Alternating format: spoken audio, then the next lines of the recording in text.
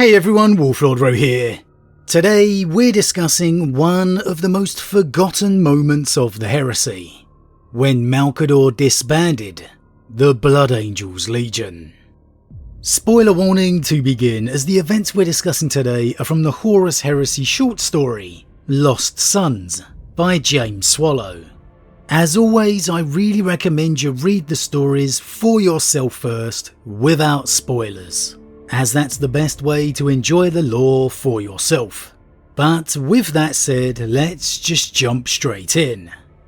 Now, one of the aspects of the Heresy that you don't often think about, or at least one we don't often get to discuss, is what's going on the Legion homeworlds.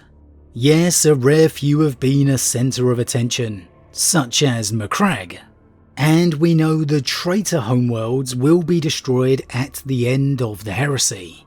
However, throughout the bulk of the Heresy years, we spend so much time following the Legions and Primarchs on their travels, that their homes are really an off-screen afterthought.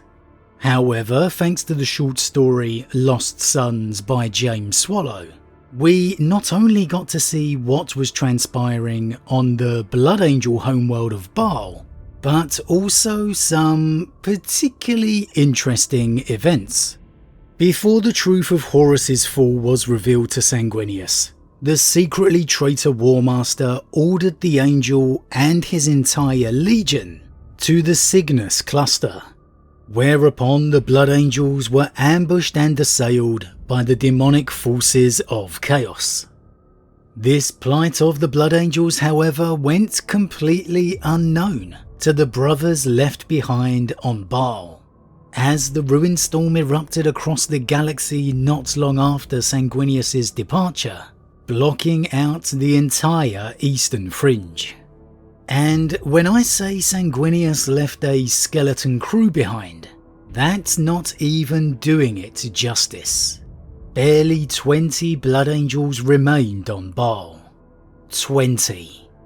Out of the believed 120,000 Marines making up the Legion, Sanguinius left 20 to guard his home, to man the fortress monastery.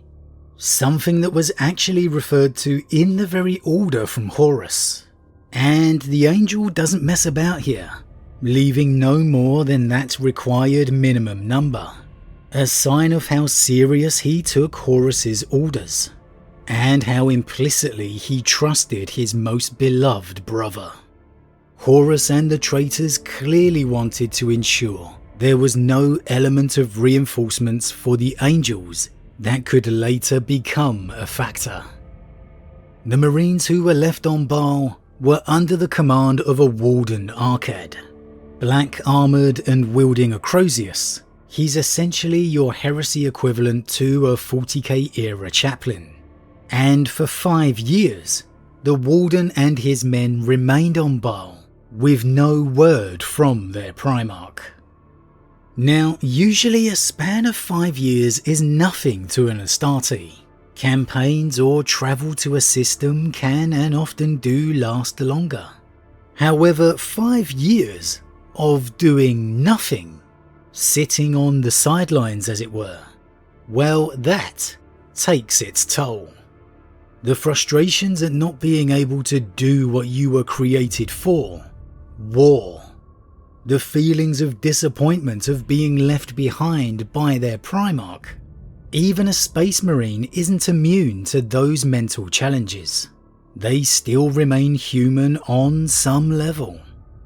And worse still, since Sanguinius' departure, the truth of the Heresy had come to light, revealing the reality of Horus's treachery, and the ruin storm erupted across the galaxy, cutting off the eastern fringe and any possible word from the Great Angel. So not only had the Blood Angel garrison had to sit idly by, they also had no way of knowing their own legion's fate. Some legions' temperament and natures may be a little better suited to this kind of situation.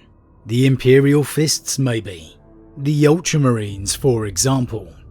But the Blood Angels aren't one of them, and when that word of heresy arrived, Arkad actually had to confront the rest of his men, who were going to abandon their garrison in a desperate attempt to try and cross the ruin storm. The only thing eventually stopping them, the feeling that Sanguinius still lived, that they would have instinctually known if he had fallen. A certain bit of foreshadowing there, yes.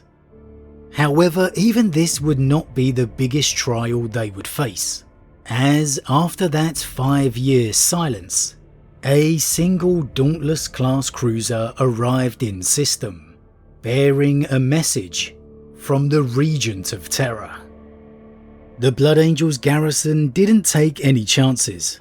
They had heard the news of Istvan and Kalf, and so a lone dropship was allowed to descend to the surface. The ship bore no identifying markers and contained only one solitary figure, who himself immediately put the Angels on the defensive by wearing a Librarius's psychic hood. The Librarius banned amongst the legions since the Edict of Nicaea. The messenger was a Tylos Rubio, agent of Malcador. The introduction was brief, and Rubio wasted no time getting to the point at hand, where we witnessed something transpire for only the 3rd time in the entire Imperium's existence. The delivery of a black scroll. Then you know that the map of the galaxy has changed. Rubio reaches into a pack hanging from his belt. Perhaps forever. That change has forced Lord Malcador to make hard choices for the good of the Imperium, for the future of mankind. He is holding a matte black tube in his hand, the case for a message scroll of photic parchment. The black scroll is a document of such rare import that it is more legend than eventuality. I see it, and at first I do not understand. Twice before in living memory, such messages were delivered to the homeworld of an Astartes legion. I reach out and take it, because I know I must. I am Arkad, Warden of the Blood Angels, Guardian of Baal, and only I can do so. The tube breaks open with a twist, and the parchment unfurls in my hands. The ceramite digits of my gauntlets hide the tremor in my fingers.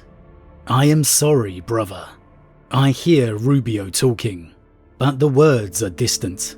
My every iota of being is trapped by the writing on the scroll, silver on black. The Blood Angels are no more, I speak, although the voice is disconnected from me. The words it utters are not what scream through my thoughts, the denials and the howling defiance. Our legion has been declared null. Malcador the Sigillite disbanded the Blood Angels Legion by order of the Regent of Terror. The presentation of the Black Scroll, something that had only transpired twice previously, to the 2 lost legions. Now, considering a soul vessel was dispatched to Baal to deliver this message, you'd assume the Sigillite had calculated some degree of acceptance by the Blood Angel garrison. Though yes, there was only 20 Marines in total, they still had enough of a fleet to eradicate this deliverer, not to mention the guns of the Arx Angelicum to boot. So it was either a bit of a gamble by Malcador here, or he had confidence enough in the Blood Angels Legion that remained, that they still would listen to the will of terror. If that was Malcador's line of thinking, that's an incredible compliment to the 9th Legion. It's definitely not something Malcador would have done without a lot of care and consideration, as can be hinted at by Rubio's line. That change has forced Lord Malcador to make hard choices. For the good of the Imperium, for the future of mankind.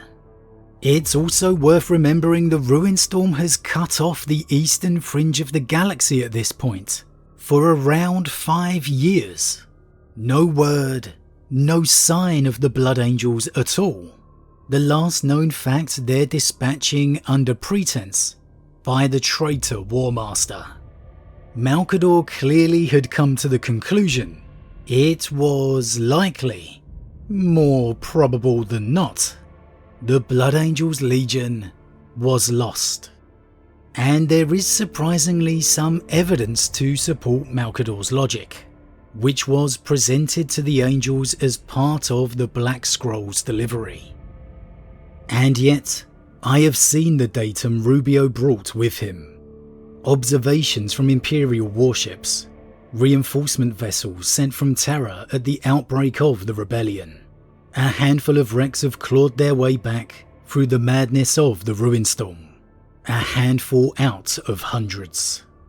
The crews of these ships turned their sensors towards the Cygnus cluster as they crossed the light years towards it. Their scryscopes probing for any contact from the Blood Angels flotilla. Their astropaths calling out for their like aboard the flagship Red Tier and its sister vessels. I have seen, and now I show the others, what those crews saw. Blackness and the absence of light.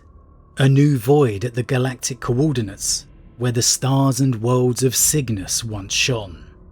The Cygnus cluster no longer exists.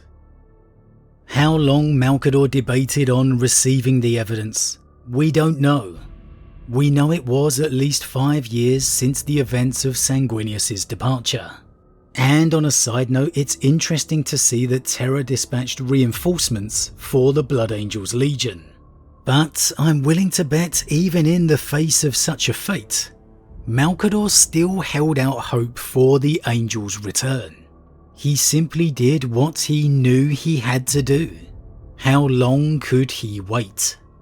And for those that ask, did he need to officially dissolve the Blood Angels Legion in the midst of the Heresy?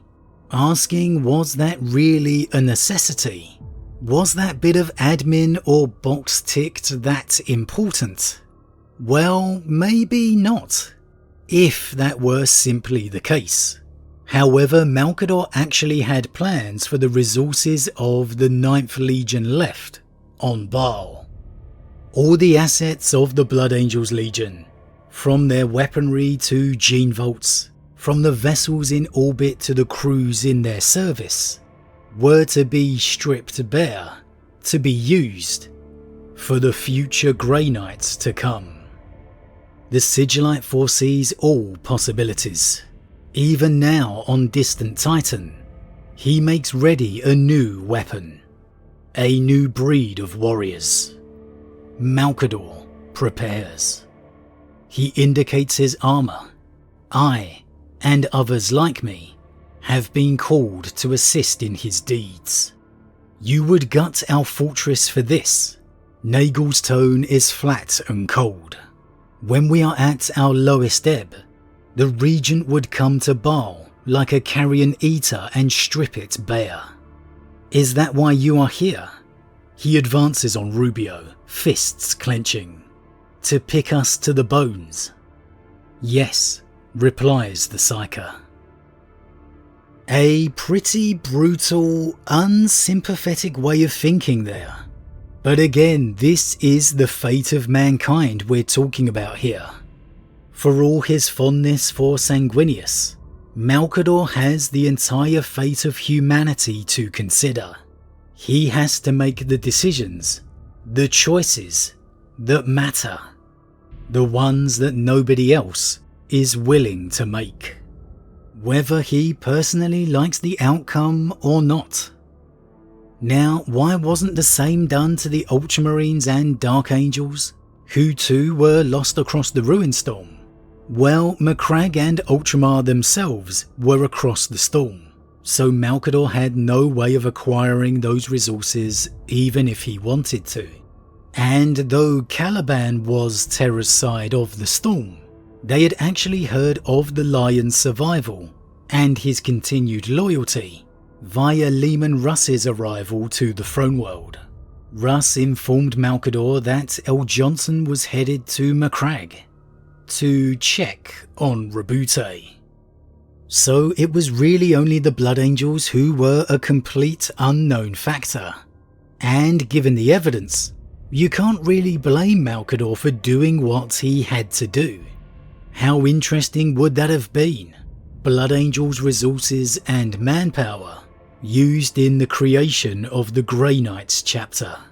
Pretty intriguing stuff, as Rubio does give Arkan and his men the choice to join him. However, they refused, denying to believe Sanguinius had fallen. It all led to a pretty tense situation. However, word of the Legion's survival would arrive in the nick of time, sparing any further bloodshed. But was Malcador right or wrong here? Was he right to make those harsh decisions, to use and capitalize on those resources before the War Master? Given the evidence, for me, I think Malcador did what he had to, knowing that time was of the essence. That the longer he waited, the closer Horus and his forces got to Terra. I mean, it's not like he was rejoicing in the loss of the Blood Angels Legion. I'm pretty sure he was glad they did indeed survive. But he knew in this situation, the Grey Knights of the future could use those resources. Because at the end of the day, that's what it all boiled down to. The war against the ruinous powers. But as always everyone, what do you think? Do you feel that Malcador was in the right or wrong to issue the Black Scroll to the 9th Legion? Given the evidence of the Cygnus cluster being obliterated, encompassed by a void, was it only prudent for Malcador to assume the worst, given the lack of sign elsewhere? Was 5 years enough of a time to class the Blood Angels as gone?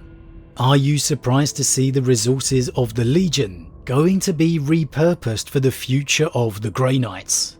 Do you think it would have left the future chapter in a stronger position once they return to the galaxy? Or are you surprised Malcador even contemplated trying to acquire those resources, given the sheer distance from Terra? As always, leave your thoughts in the comments below. Huge thank you to all my subscribers, your support truly means a lot to me, it really does. If you're new, please consider subscribing to help the channel grow. And if you enjoyed this particular vid, then why not drop a like on it too. But with that said, I am off, and I'll see you all again real soon.